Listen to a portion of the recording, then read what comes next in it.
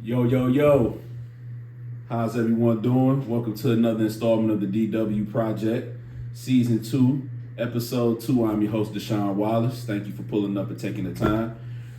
Before I get to my guest this evening and give her the very thorough intro that she deserves, I want to do a Support Black Business Spotlight that was gifted to me by this episode's guest, John Basil Tequila. I just got hip to this maybe about 6 minutes ago.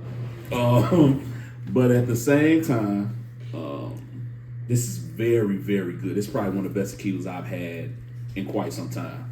It gives you the chocolate vanilla. You are hilarious. It gives you a chocolate vanilla mixture in a sense.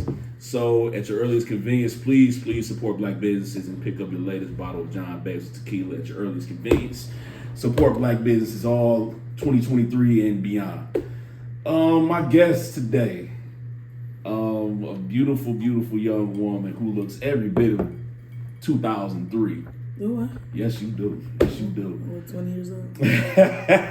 Yes, you do. She's in the midst of achieving her comedic stardom. I've known her for quite some time, since our days at Kettering. Okay. Shout out to Blue House. Blue House. And, you know, I've been watching her journey very closely. And she's very talented, very funny. Welcome to the show, the very beautiful Miss Comedian JuCee. Hey, y'all. How you feeling? I'm feeling good. Thanks, John Basil. Thank you for pulling up.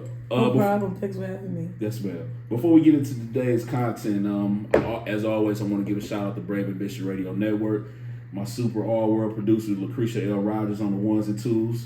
Thank you for the continued opportunity for me to be on this venture. I'm going to give your flowers every episode, so you'll get sick of me one way or the other. It is what it is, though.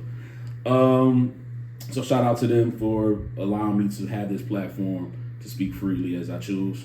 It's greatly appreciated. So, Miss JuCee. Yes.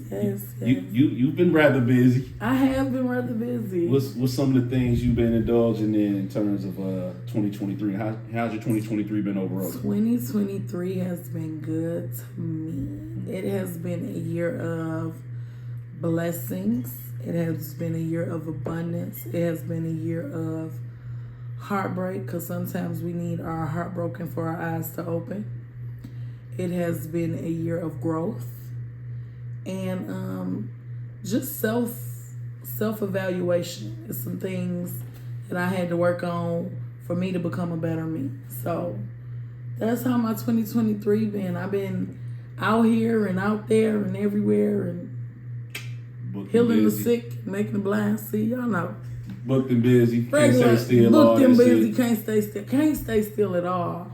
That's beautiful. And I don't want to, because the idle, man, is the devil's workshop. Absolutely. Now, with us entering the fourth quarter of 2023, damn, that's crazy, man. Yes. Damn, we already in the fourth it quarter. It flew. It did, yes. God damn. Virgo season ended yesterday. Thank God. Don't, what? What? Look, I ain't even took my meds today. Don't do that. So, with us being in the fourth quarter, what's the biggest lesson that 2023 has taught you thus far? What is the biggest lesson? Sometimes people's egos are too big to fit in God mode for you. Say that one more time for the people in the back. Sometimes people's egos are too big to fit into God's mode for you. Wow. So maybe God got a plan for you, and your problem isn't that you can't get there, it's that you can't get there because you're trying to carry their weight with you. And so sometimes you gotta let it go so you can grow. And that may be hard because you want everybody to see the promised land with you, but you know, Moses got the people to the promised land, but he was never able to take advantage of it. So you have to be careful, because sometimes your vision is not for everybody. Absolutely. And you gotta leave some people behind so that you could get there. Absolutely. You got a collection plate? You want to slide? No, I don't want to. I'm sorry. I'm a PK, so it'll slide out real quick. Okay. I'm a praise team leader. I got a couple dollars. Today I'm drinking John Basil, but tomorrow I'm hounding Jesus. Okay, it got you. I'm every woman. Jesus juice for the win. Okay, we're gonna jump juicy for Jesus tomorrow. I love it. I love it. And I'm the same me wherever I go.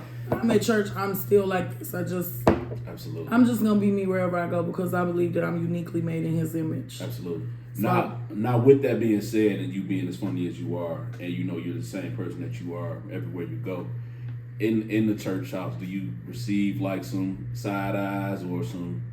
Oh yeah, people tell my backlash? mama on me all the time. Really? Evangela, she was cussing on Facebook. I be like, blocked. Yeah, like you're not gonna make it. You're not gonna make it through the rest of the season telling my mama. I be like, but my mom supports me, even though my mom is an evangelist and my dad is a minister. They support me. Now my dad might not come to the shows as much, but my mom be in there. My mom always been my biggest supporter and my biggest cheerleader because why shouldn't she be? I mean, she mama, but you get those parents that's not supportive. But I thank God that even in her Christianity and her religion, she can still find time to laugh because I believe Jesus laughed. He was petty. Why not laugh? You know? Yeah. He was petty. He was petty. He turned that lady. He said, "If you turn around, I'm gonna turn you to salt." She turned around. He turned her to salt. That's petty. She was trying to see if she dropped something. Hey, you put it that way. You know Ain't what? that petty? You know what? Like dang, now you salty because you ain't listening to Jesus. All right. Okay. All right. I love that answer, by the way. Let's spin the block. Let's start from the beginning. Okay. What block that was on? That was on Gratiot 95. So tell me about your upbringing on. I grew up East Side. I grew up actually on 75 and Mac in the Paul Robeson projects until I was 5, and then my mama got a good job at the bank, and she thought we was moving on up like the Jeffersons. So then we moved to 94 in Gratiot, and she actually bought my grandparents' house from them for $8,000. So my mom became a homeowner at 28. I became a homeowner at 28. So home ownership at a young age has ran in our family. We stayed in that house for almost 25 years, which is where I met you at Kettering. And at that time, I had a fade, y'all. I was looking a little boyish. I was looking a little boyish. The boys was rocking with me though. But my mama told me I had to walk 20 blocks to school because she had to be to work. So I was like, well, we ain't gonna be doing no hair, and I cut it all off. That was the end of that. We won't be doing no ponytails for school. Went ahead and shaved that on off, and I got there on time every day. I graduated with honors, the 3.3 class of 2003. I'm the first one of my mom's daughters. My mom has 3 daughters. My oldest sister, who was slain in 2019. I have a sister that's 4 years older than me. God bless. And I'm the baby, and I'm the most successful, bitches. Sorry, cut that out. But yeah. I love my sisters though. But yeah, we all grew up on the east side of Detroit. And we grew up where only the strong survive. Like, I knew that I had to stand out or I was going to be stumped on because only the strong survive. If you know Cooper, Shoemaker, Pennsylvania, Essa Ford, French Road, that's where I'm talking about. So I just always wanted to make my mom proud, especially being the last child. My oldest sister didn't graduate. She had 4 kids by the age of 19. Awesome mother, though. Don't get me wrong. My sister, Salita, she didn't graduate until she turned 24 from high school because things happen. You know what I mean? Absolutely. But she went back and she did finish. She went to college. She got it done. Shout out to her. Shout out to her. I graduated high school in 2003. And 5 days after I graduated high school, I went and became a manager at Cedar Point. And I stayed there for 7 years as a manager at Cedar Point until I came home in 2007 to give birth to my daughter. And now I'm back here and I'm doing my comedy thing. I am a manager of an adult foster care home. I got into that field because my sister was tragically murdered inside her adult foster care home. In 2019, the staff decided they wanted to go to Coney Island for 30 minutes and left them by themselves. And her and another one of the residents got into an argument. He stabbed her one time to the heart and took her out the game. All because the staff wanted some Coney Island. So now I run an adult foster care home. We ain't doing that today because this show is in honor of her and the greatness that she was. 100%. But those people in adult foster care homes and rehabilitation homes, they are people. They have families that love them. They have grandkids and children. And even though they are in those facilities, we are there to take care of them and love and nurture on them while their families are away handling business until they can get back to them. So I always encourage people, if you get into healthcare, get into it because you have a heart for it and not just for a paycheck. Because the paychecks kept coming after my sister was gone, but she was gone. So, yeah.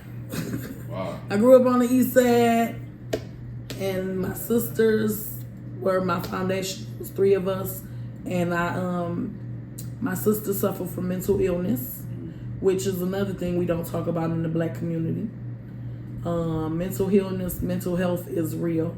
People don't know, but I suffer from bipolar depression. People don't know that. I keep it together. Do I take my meds? No.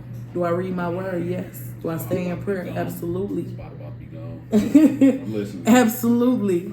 But I am not a victim. I will always be a survivor. I will always be an overcomer. But I do bring awareness to mental health. Mental health is a real thing. It's not something that is hereditary in our family. My sister's was triggered by her losing her son. She lost her second son at the age of 4 in a stroller accident. He was playing with the stroller, tried to shimmy down out of it, and it landed on his jugular.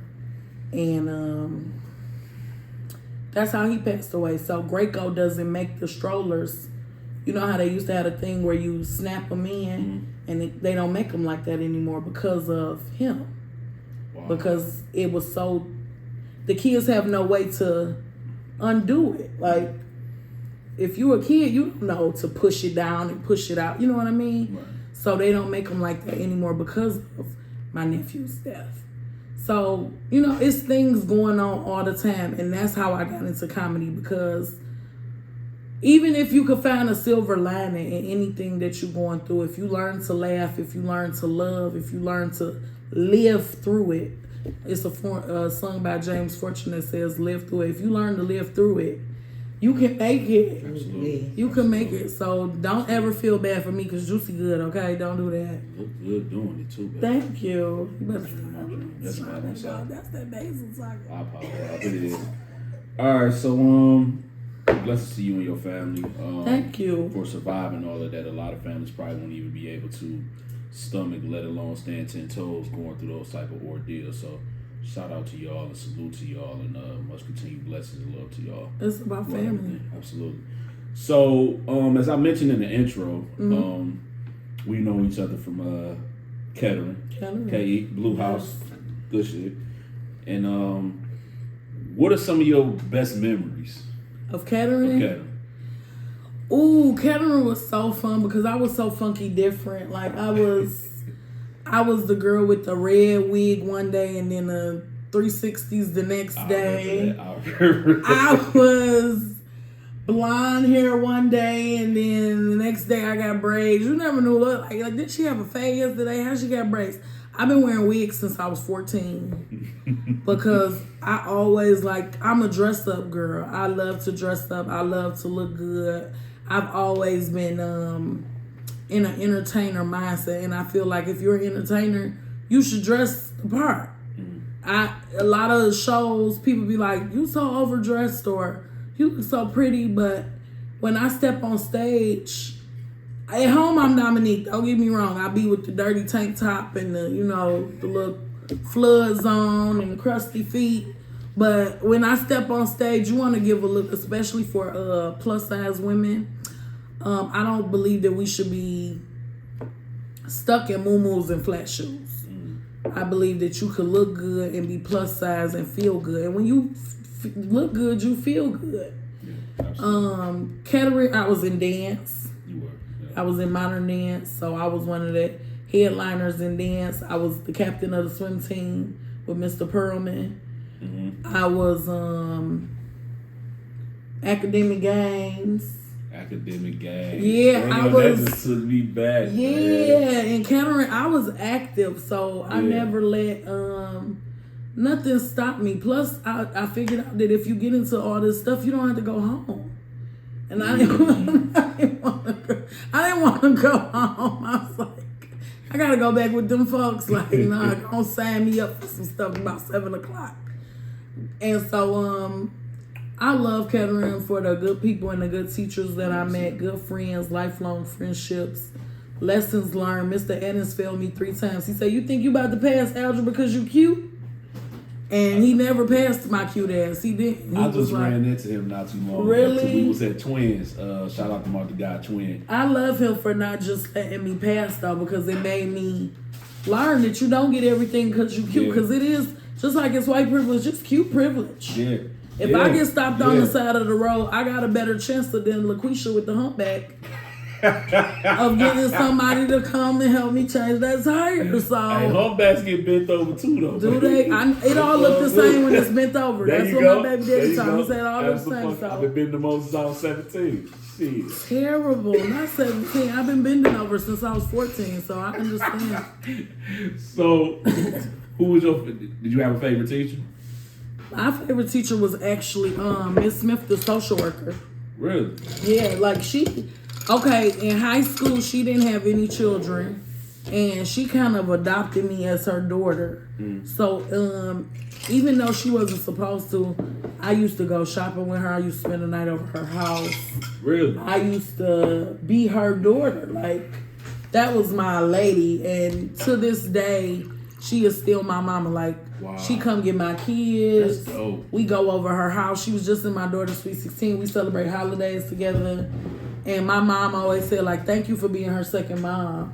Because she really took her job serious. And I actually met her because Kimberly Wilson was going to scratch my tattoo off my ankle. Shout out to Kim. What's up, Kim? Kim was going to scratch... Listen, Kim, I'm going to tell this story tonight again, okay? Kim was being a bully, a mean girl. She was. And I had this fake tattoo, and I was so excited. And her and DaSean was like, that tattoo fake. And I'm like, no, it's not, lying. And she was like, I'm going to scratch that tattoo off your ankle. And I was like, if you come over here and scratch that tattoo off my ankle, I'm going to punch you. And she was like, okay, tomorrow I'm going to scratch that tattoo off your ankle. And I brought a knife to school. Y'all played all I day. swear, I brought a knife to school to take him out the game if she scratched that ankle. And seriously? Seriously. And that's how I got linked up with Miss Smith. I went to her like, she really hurt my feelings. And I'm going to keep her. Oh, wow. And she took that knife and was like, absolutely not. She was like, but I'm going to get you signed up for swim. You know, just to build my confidence. Absolutely. Because a lot of people look confident, but they aren't confident. Absolutely. Robin Williams looked like a happy person until he murdered himself. Outside looking and in. he was a very funny man, but one shit funny going on in his life to him. So you have to be careful and know body language and know people. So yeah, that really hurt my feelings. I never got a tattoo on my ankle, and I never stabbed Kim. So thank God you never stabbed Kim. Yeah, that worked out because that's my girl now. Me and Kim is close. We the event that I got going on tonight that I'm gonna tell y'all about later. Me and Kim is involved in with Full and Fabulous. Fire. Yeah. Fire. So shout out to Kim for making me a better person, introducing me to my second mom. That's dope. I'm gonna take the time to give my favorite teacher her roses and her flowers as well. That?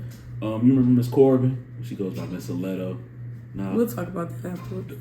Let me give her flowers. We'll talk about that later. She thugged it out with me, and I initially had her course in 10th grade, and I was going through a lot. I had lost a few people in my life. And I would just come to class angry every day, cussing everything.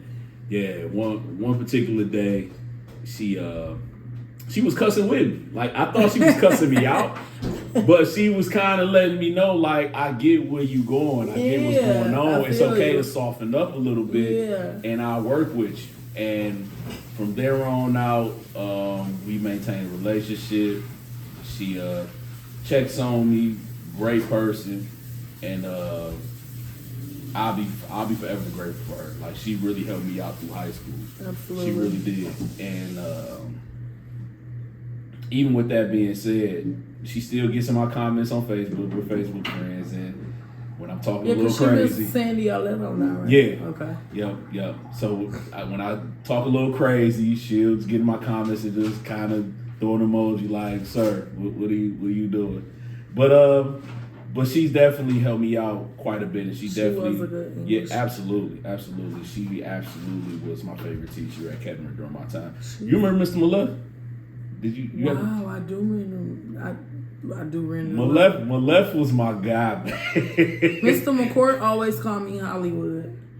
He used to be like, "You gonna be on TV, Hollywood." Yo. And shout out to Mr. McCourt, yeah. man. And prayers and blessings to you as well. You gave us a heart. You gave us a scare, sir. Okay, coming up missing. Yeah, you gave us a scare, sir. Sugar honey iced tea, Mr. McCourt. So prayers and blessings to you, Mr. McCourt, and everybody's a collective. Like, I think every teacher that I encounter, good, bad, and indifferent, affected me in some way, form, or fashion. Even Miss Handelman, even though she gave me Game of Thrones vibes. That was one teacher you was not getting past, cute or not. Like, you really had to do her work. She came over from Canada to give us hell. She did. Did she ever smile? You ever seen her smile? Yeah, the last day of school. It was like, finally, I'm free. But Miss Handelman class was like, get out for black kids. It was. Look, it was a little teacup on her desk too. But shout out to all of the Kettner faculty. You helped us all in any way, form, or fashion, whether y'all know it or not. So we give y'all flowers and thank y'all very much for contributing to our lives at this big age and for us to be successful and prosperous in our ventures. Probably. Not trying. Oh, look at God. This is my favorite podcast ever. The Pod Stars is about to come out. Y'all make sure this was on the list next year. Yeah, yeah. Is you on the Pod Stars? Not this year? That's okay, next year, because we getting ready for 2024 anyway. It is. Talk about it. So y'all just celebrated y'all 20-year reunion in terms of graduating from school. We did. Y'all old as hell. We did that. Whatever. Who old as? They old as hell. Oh, you got stuck in the Matrix. Yeah, I'm in the Matrix. You know. Okay, fair enough. I do 2 ponytails to be 12 in 37 seconds. How was that weekend for y'all? Y'all look good. Like, I'm not. We had an amazing weekend. Shout out to the best fucking committee ever. That's what they sure said, and that's what they did. Fire. They put together an awesome weekend for us. We had a night at Satasha Club where we had drinking and fun. Then we had our 20-year reunion, which was absolutely gorgeous. K&Q Events did our decor. They did an awesome job. We had that at the Athenaeum. Not at the Athenaeum, what's it called? MRCC. Shout out to little bro. Yeah, we had at MRCC. I love them. That's actually at their hall was where my daughter's Sweet 16 was. Because I try to support my people. Yeah, I try to support black owned. John Basil. Yeah. K&Q Events Hall, 2300 South Schaefer. They have a wonderful event hall, and they got a pick six going on for $1,000 right now. I be in everybody's business. Thursday night karaoke as well. Thursday night karaoke as well, yes. And they be having food vendors there. We have a good time. Absolutely. But yes, they did it big, and then we had our all-class picnic, which I saw you for a brief moment. I was there for like he just walked through and did the black sexy man thing, and then walked off. Like, I was like, was that Jesus? They was like, we get to touch the hem. No, I missed them. Damn it. I did. You did. I wanted to stay long. Right quick. Like, I wanted to stay long. I just so happened to be in the area, and I was saying to myself, damn, if I can't stop now, I'm not gonna be able to stop. Yeah, you threw up the hand like Pastor at the conference and was gone. Like, did y'all see Pastor? Pastor was here. Like, okay. But it was really good seeing all y'all. All y'all look good. It was. And I'm so proud of everybody. Everybody is doing big things. Absolutely. Everybody in school or raising kids or following their careers and chasing their dreams. I can't believe I waited to 35 to chase my dream. Better late than never, though. Yeah.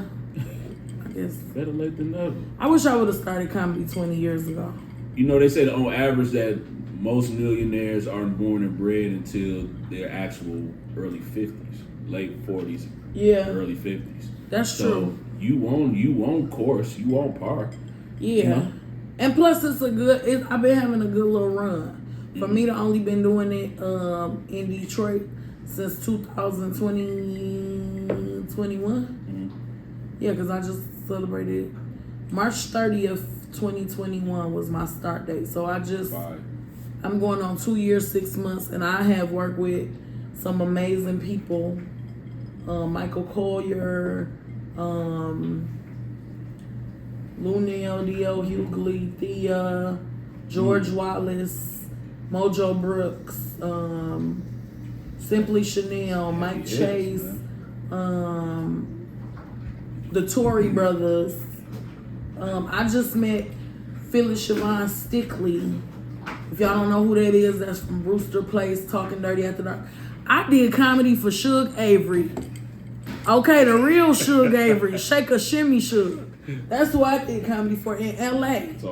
She was at my comedy show, and Bishop Don Juan told me, "JuCee, you funny, and that's money, church." That's what he said. That's what he said. I was like, that's what he said. That's dope. That's been a good little since 2023 when we graduated. I'm glad we got to come back together and say, "Hey, y'all, we did that." That's fire. And I'm proud of my class. 2023 Kettering. The K may be gone, but the heart will never die. Hey, and one more thing before I talk my little shit. We've been closed since what? 2010? Was 2010 the last graduating class? I thought it was 12. It might have been 12, 10 or 12. You know our picnic was still the talk of DPS as far as the all class reunion. And as it should be. As it we should made be. the news. We ain't been motherfucking over They was doing 11, 12 years. And we still shitting on niggas. Okay. And we is gone because that's what we do. Absolutely. But shout out to all the DPS. Shout out to this chicken. Y'all don't even know. Yeah, it smells amazing already, man. All fucking ready. Oh yeah, but DPS too. Shout out. But that's cool. Y'all sit in the bleachers. We'll okay. We'll we show y'all gonna do a black-owned business alert on that once it's ready, Watson. John Baez, you can't just get these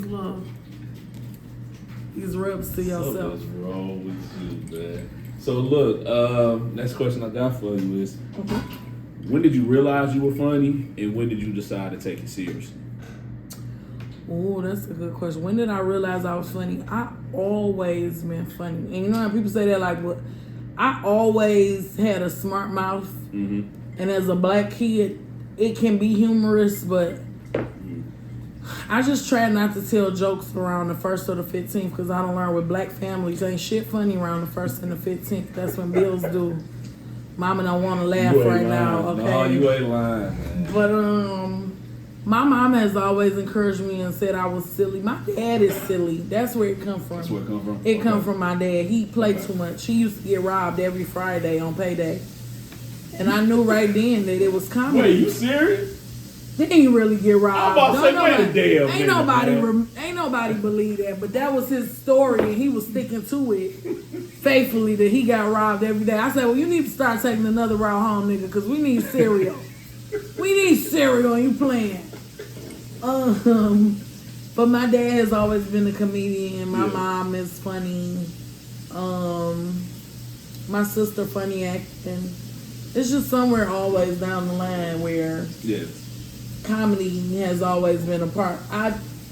It done healed us through a lot of stuff. Absolutely. So when did I realize I was funny? I always knew that I had a gift. It actually started with singing. I sing gospel. I sing. So I started singing in the church when I was 4 years old. And like I said, in high school I was active. I swam, I sang, I danced, I promoted. I did everything. And then it carried over to Cedar Point. I used to be manager of a restaurant called Johnny Rockets. I remember Johnny Rockets. Which is a 50 fair style restaurant where they make shakes and burgers and they dance every 15 minutes. And when they put that ketchup bottle in my hand and I transformed into Aretha Franklin, I knew right then that I was somebody. But I like to make people laugh. I like to see the smile on people's face. I like to break chains. I believe that comedians are like doctors because doctors, they heal the body, but we heal the soul. Absolutely. Now, when did you decide that you wanted to go full-fledged, I want to be a comedian instead of just wanting to be funny? Oh, okay. So when I was 19 working at Cedar Point, my second year at Cedar Point, I worked for Johnny Rockets, and the gentleman that worked there thought I was so hilarious, so they signed me up for a comedy contest. And I ended up winning the comedy contest. And from there, a man saw me and he was like, I could get you shows. And I'm like, I don't know what to do for a show. Like, I wasn't really doing comedy the first time I did it. I just got up there and talked my shit. Yeah. And I'm like, this couldn't be a real job. But guess what? It's a real job. No credit check, no background check. You can walk right in the pen and on the stage and just be a comedian. That's how it works. Everybody has a following, everybody has a demographic. And do I fit myself in a box where I'm just urban black comedy? No. Do I fit myself in a box where I can relate to anybody? I relate to the white stay-at-home mom because I used to be not a white stay-at-home mom. I promise I wasn't that, but I used to be a stay-at-home mom. Right. The older people I hang with, I don't want to say elders because I don't want my friends thinking I'm calling them old, but I like hanging with the more mature women because I believe that, the wisdom that you get from them, from their feet, will help you one day become older and wise. I get with the men because I know women be on bullshit. We do. I'm not going to sit here and lie. And I talk about it, the BS that we be on, because not me, of course not. Don't judge me, baby. I'm just out here trying to make it happen for us. But I love it. The other women. So it's a demographic for everybody, and I don't appeal to everybody, but I am your praise team leader and your local comedian. So get in where you fit in, and if you don't fit in, get out. It's called balance. Yeah. Balance like a motherfucker. Because I'm still a mama. Yeah. I'm still a full-time worker. Not for UAW, but I wish. Solidarity, man. Yes, I stand with UAW. Shout out to y'all, man. Call me when I ain't been in y'all check. business, and everybody that's been in y'all business talking crazy and shit, man. Fuck them, man. I'm for anybody that's demanding what they worth. Absolutely. If I gotta stay in here 12 hours away from my kids, away from my Sealy Posturepedic, away from my Netflix, who done charge me $20 again. If I gotta stay away from my little dog and nice kitchen, yeah, I want $40 an hour. I want benefits. I want to know that since I'm putting my life on the line for y'all willing to put y'all's on the line for me because y'all are my life. I spend 40 to 60 hours here away from the things that I truly love and away from building my own dream to build yours. Compensate me for that. Absolutely, 100%. What would you deem as your welcome to comedy moment? My welcome to comedy moment? Shit, I welcome myself. I was like, I just rolled out the red carpet and kicked that bitch like, I'm here, made it. No, I'm just... I welcome the comedy moment. I'm not gonna lie, was Mike Bonner. Mike Bonner shout out to Mike Bonner. That's my dude. Legend. Troy Legend. He called like, anybody want to come do some time at Burt's? If you here by 7:30, you could get some time. And he known for doing this. He just did this the other day for Detroit House of Comedy. Like, anybody wants some time, show up by the time you can get there. And I was like, 7:30, I'm definitely not gonna make it because I'm always late. And it was like 2:30. I knew I wasn't gonna be on time at 7:30. But I was like, I got down there and I did my time. And he said to me, you for real funny. He said, if you stick with it, you will go far.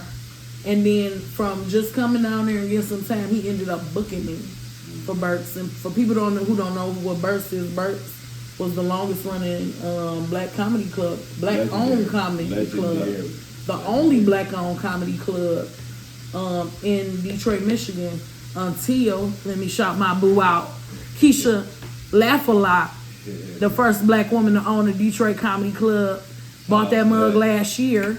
Okay, so black women in comedy, we doing something. Hey, so if you get a chance, check out Keisha Laugh a Lot, because she is a black owned comedian. She owned herself, but she owned a black comedy club. This John Basil. Shout out to John Basil. Let's just take it. John Basil. John Basil. He did that. John, whatever you did with that basil is working. It is working. So next one I got for you is has comedy been more of a source of therapy to you, or do you enjoy it more because you're great at it? What's been more of the... I never think of comedy as a source of income. I always think, even though it is profitable. Absolutely. This is the first profession I ever work where I make $10 per minute. So, yeah, that was $10 per minute. Y'all heard that? Get it straight. So, I love, and it's gonna grow. It's absolutely gonna grow. The more you know, the more you grow. So I'm learning the business side and I'm learning the comedy side. It's always been a source of release for me. I don't take shit serious, and that's terrible. I try to, but I'm a laugher, and sometimes that keep me out of relationships because you always think something funny. It is like, boy, that vein is popping out your head. Why is you that angry right now? All I did was max out the card. All I did was max out the card. That's this light shit, huh? I pay that. Hold on, is that on tape? Cut that out, because really that. This is so fun. But yeah, shout out again to John Basil. John, you did that, John. Shout out to John Basil. Mama's baby. Mama's baby. That's hilarious. That's my baby John. He did that. That's my baby John. But it's never just a source of income. It's always a source of laughter is a good investment. Absolutely. So if you get a chance, invest in your local comedian, your favorite one, because a lot of this stuff, like when we go to LA and we go to New York and we go to Chicago, we do this out of our own pocket to spread joy. And a lot of people take shows off of exposure instead of off of income. Because you just want to be in the right place at the right time for the right set of eyes to see you. But I love comedy. If I didn't get paid for it, I still, even when I wasn't getting paid for it, I still did it. I didn't do it at this level, and I thank God that He has opened doors for me, because your gifts will make room for you. Absolutely. But I love comedy. I just love. If I couldn't do comedy, I do time. So yeah, we definitely. We don't want you doing no time. We don't want me doing time. I be telling people time, like, baby. I'm not gonna do real time. They gonna put me in queue for 3 days, make me color with a couple of crazy bitches. Other than that, I'm not gonna do real time. I just want y'all to know that. She won't. She's too cute for that. And I got meds to say I can't. Yeah, there you go. Go. And I'm single. Yeah. I love it. So, with that last question being asked, what instance in your life pained you earlier in your life that you can actually have a sense of humor or comedic relief about now? I don't know. I always had the outlook that things is just not that bad. Like, Yeah. I never wanted to be victimized. Yeah. Like I'm not gonna lie. Sometimes people like being the victim more than the victor, because the victim get more attention. When you doing good, nobody call and check on you. But when you doing bad, the world is at your feet. Oh, baby, what you need? Let me pat it. Let me kiss it. And it let me roll it. And it gives you leeway for not to even fix or improve yourself. Yeah, but that's the difference between. You have to be careful not to enable people in their victimization, because Grandma, you should not still be giving this man $20 on the second, and he got his first of the month check yesterday. Like, something's wrong here, Grandma. You're an enabler. Like, Right. Poo should not be able to stay in the basement for free, and he not working. Like, you not working is not my issue. So you have to be careful not to enable people. Help them, yes, but enable them, no. I've always been strong-minded. I grew up under strong women. But what made me become strong, I mean, it was really no other choice. I grew up in a household where we were very church-oriented. So we grew up in church. But that comes from my parents being, I hope they don't mind me saying this, they were crackheads until I was like 4. But they never used that. My mama kept a job from the time she was all through it. She kept a job. My father always had a hustle, did tires or fixed cars. My father is one of my best friends now, and even after he stole my car while I was in my freshman year of college. So did that bother you initially? You could laugh at it now? Oh no, I made jokes then. Like, we gonna laugh at it now. You feel me? Because I'm my dad's only child. So I changed his voicemail on his phone. Like, please don't help this man. The man you are helping has stole his daughter's car. She got to drop out of nursing school. I'm talking about on his voicemail. My grandma called me like, change your father's voicemail back. I'm like, I don't have his voice. I can't. But yeah, I'm always, and I still love my daddy because you know what I learned in that though? I learned that addiction is stronger than love. And once people learn that, they'll be okay because when you are addicted to something, the demons that you are fighting will always outpower love because things that you would do when you don't love somebody, you will do when you are addicted. Damn. How long did it take for you to come up with that theory? I don't know. I learned it one night in the NA meeting with my parents. Really? Yeah, it works if you live it, but you gotta live it every day. I got all the key tags. I'm for real an NA baby. Like we did this. We overcome things in our family. That's just what we do. And it's nothing that I've done that I'm gonna be ashamed of because if I didn't do nothing, I learned and I lived through it. And I just try to make better decisions now, and I try to teach my parents. Sometimes I have to teach my parents to make better decisions. And you have to learn to forgive people for the level that they are at when you meet them. When my parents had me, they was 35 and they was going through life and couldn't nobody tell them nothing. And now that I'm 38, I'm living my life and can't nobody tell me nothing. Am I the perfect parent? I'm absolutely not. I have a 16-year-old daughter and a 5-year-old autistic son. But I talk about their ass too. That's a perfect segue into my next question. Yeah. With you being a mother, how has parenthood helped you in your journey in terms of your material with being I talk about them kids. Ain't nobody safe. Them kids fucked up. I love them. I mean, I don't know what happened. I think it was hitting them in the head just a little too hard. Like, but I love them little kids. Do they think you play too much? They do. My daughter is funny. She gonna be the next comedian for sure. Really? Yes, my daughter is fun. I love Sugar. She is hilarious. And my mama think it's smart mouth. You know, old people think everything is smart mouth. Yeah. And I be like, you can't take her serious. She a Virgo too. She the first day of Virgo, and I'm a Virgo. I just don't like the fact that she was born that close to me, and right before school starts. Cause then you gotta buy her birthday stuff and school stuff. Yeah, that's wild. Are y'all personalities one and the same? No, we are so different because like when I get dressed and do stuff, she'll tell me your neighbor, or she'll be like, this is definitely you.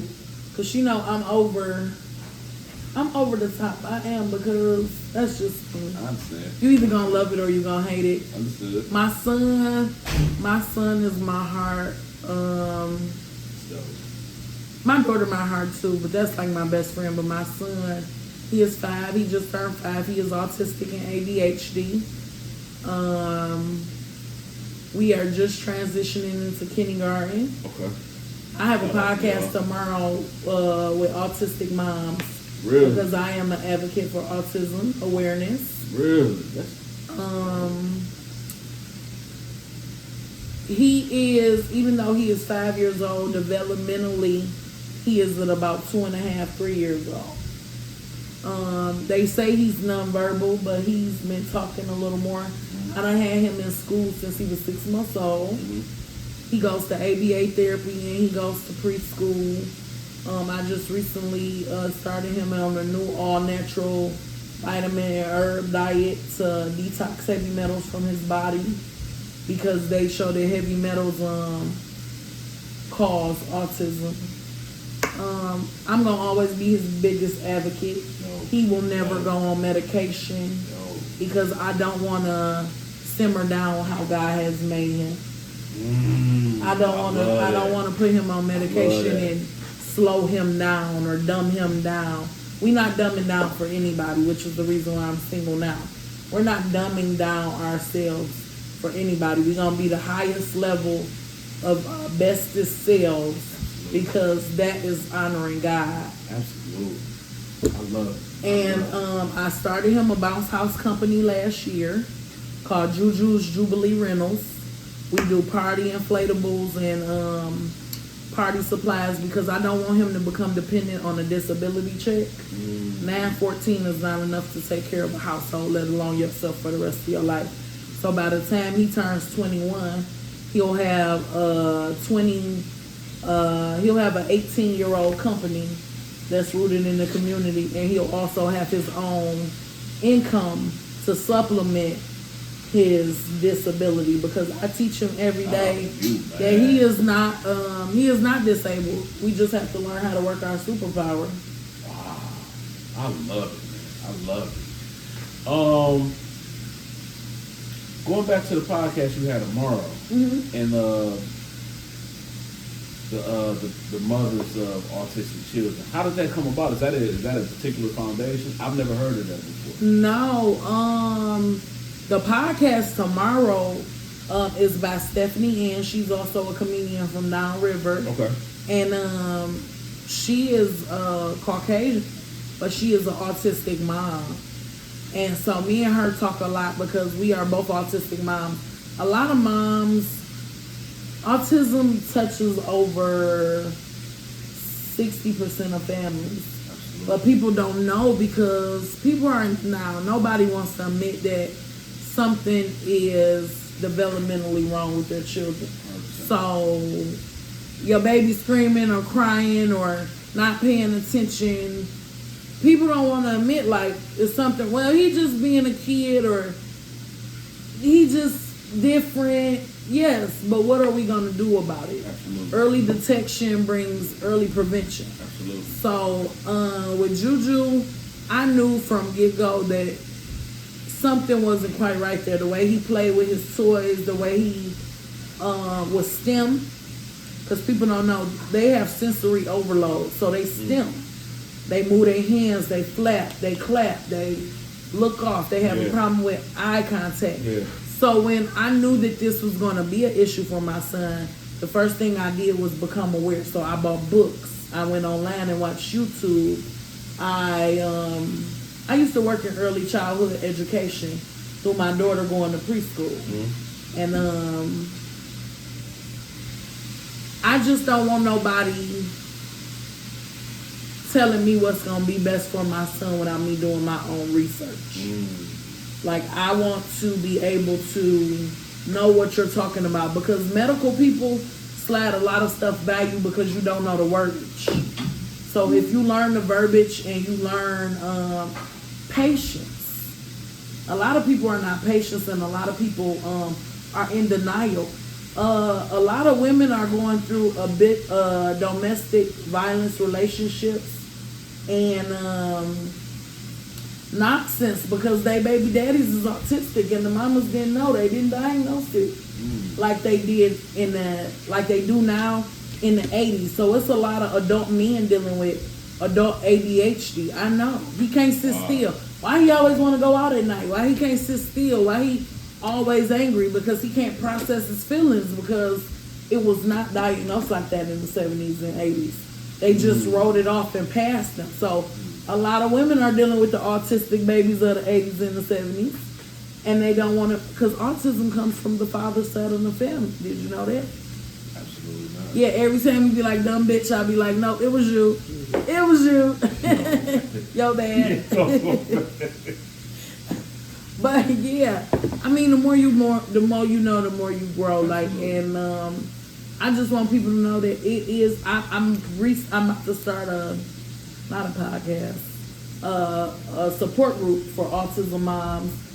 Called Moms Just Want to Have Fun, where we go out like every 2 weeks and go to Dave & Buster's. I give everybody $100 Dave & Buster gift card. That's or dope as hell. Yeah, I'm gonna dip in and just say that's not only is that dope, but that's very well needed in the community. It is. Absolutely. People don't want to admit, but it helps to talk to somebody that understands that you go through things. Like my son, like they told me my son would be potty trained to 7. I don't know who they was talking to because I'm not wiping no 7-year-old ass. It wasn't happening at my house. So he's been potty trained since 1.5. But you have to be an active parent. A lot of people won't.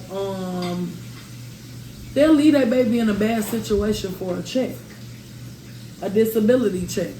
A lot of people leave their baby in a bad situation because they don't want to do the work. We get up every day and we work on our routine and we quickly adjust it so that we can be a better autism ADHD family. I do let people know when we go into an environment that he is nonverbal, so you may speak to him and he may not speak back, or he may hug and want to try to talk to you. But it's solely up to him. If he says he doesn't want to hug, we're not hugging. If he don't want to touch, we're not touching. Oh, give your uncle a kiss. No. Uncle be kissing me behind closed doors and we don't want to talk about that. You see what I'm saying? You have to pick up on children's vibes and what's going on with them. So I'm going to always be an advocate for children. JuCee love the kids. I've been a licensed foster mother since 2012. I had custody of my 2 nieces for 9 years. I took my last baby daddy had 24 kids. We're no longer together, but yeah, that's a real life story. My son is number 21 or 24. Did I know he had kids? Absolutely. Did I have a problem with that? No, because he took care of all of them, and I thought that was a good product, so I was gonna try it. Yeah, I was like, that's a good product. 21 kids, we should try that. Hey, that's the real shit. Put that on the market. That's the real shit. You have to be honest with yourself. Yeah, you have to be honest with yourself. And that's what I learned. Like, life is much easier when you're honest with yourself. And you know what? I put that status up yesterday about how we demand honesty from other people, but we don't demand honesty from ourselves about ourselves. And then we wonder why we handle situations the way that we do, because you ain't had that moment of transparency with yourself. Yeah. To hold yourself. That's why a lot of people don't like to live by themselves. Because when you live by yourself, then you stuck in the house with you. It's nobody to blame on the issues, and it's nobody to spew on but you. And that's why I think God bless everyone that lost their lives for it.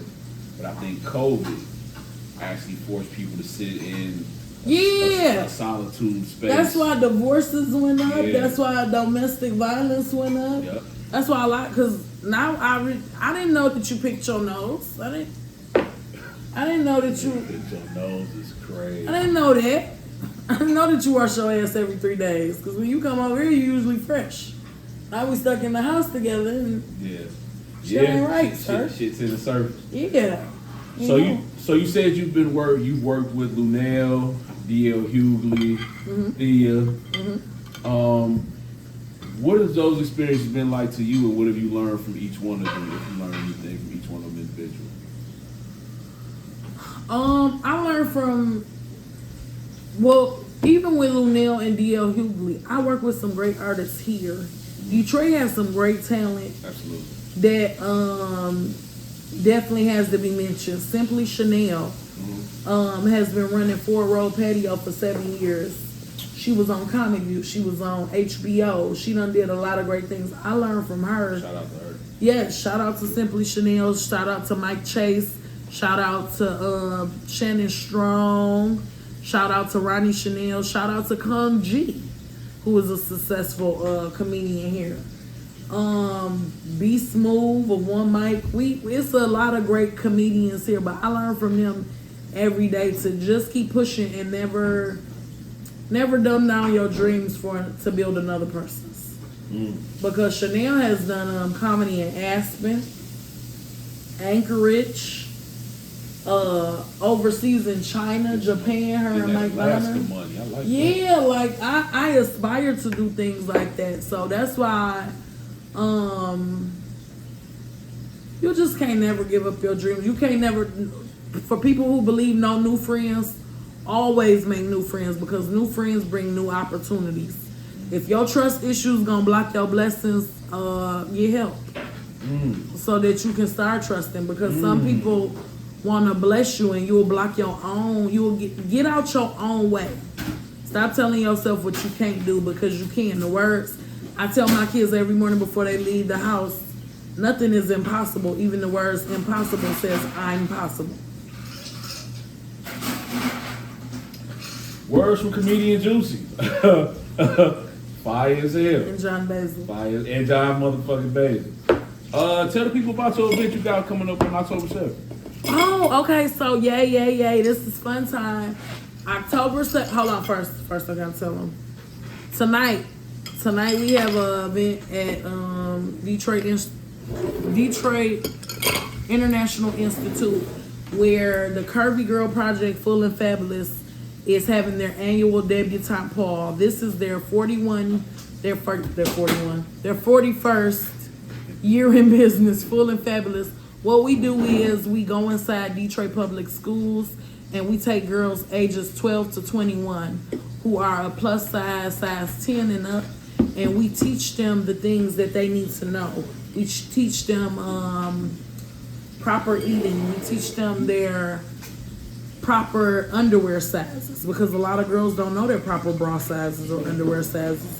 We teach them the proper fork to eat with. We teach them how to be healthy. It's about health, wealth, fitness. We have a debutante ball where the girls get to dance with their fathers, and a lot of girls don't have fathers. So we have successful men such as DaSean Wallace, Kong G, men step in and dance in honor of those fathers who have left the home or are not active there. Wow, man, that's dope. Yeah, and we mentor them. And so tonight is their annual debutante ball. It's only $20 because they're trying to get a new van to pick up more girls to come to the event. So we're trying to raise $5,000 to get our van fixed.